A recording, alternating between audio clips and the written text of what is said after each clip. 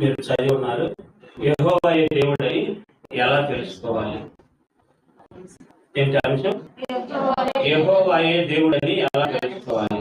లేదా sub title గా దేశానికి ఒక దేవుడు, జాతికి ఒక దేవుడా అనే అంశాన్ని మనం ఆలోచిద్దాం. ఎందుకంటే ఈ అంశం మనం ఎందుకు తెలుసుకోవాల్సి వస్తుంది అంటే, ప్రపంచంలో మనుషులు నానా విధమైన జాతులుగా విడిపోయి, నానా విధమైన కులాలుగా విడిపోయి, దేవుని విషయానికి వచ్చేసరికి మనుషులు విడిపోయి, జాతుల వారీగా విడిపోయి, కులాల వారీగా విడిపోయి, మనుషులు విడిపోయి దేవుణ్ణి కూడా ఏం చేశారు అంటే జాతుల వారీగా ఏం చేసుకున్నారు? విభజించుకున్నారు. ఏం చేసుకున్నారు? అందుకని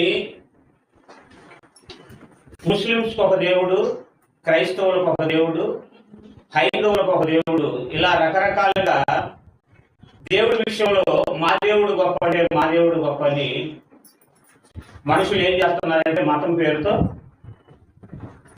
చిచ్చు పెట్టుకుంటున్నారు. మనం ఉన్న దేశాన్ని మనమే ఏం చేసుకుంటున్నాం? పాడు చేసుకుంటాం. ఎవరో వచ్చి మన దేశాన్ని పాడు చేయట్లేదు. మతాల పేరుతో మా దేవుడు గొప్ప అంటే మా దేవుడు గొప్ప అని మనమే కలిసి ఉండవలసిన మనం విడిపోయే స్థితికి వచ్చాము అంటే కారణం ఎవరు?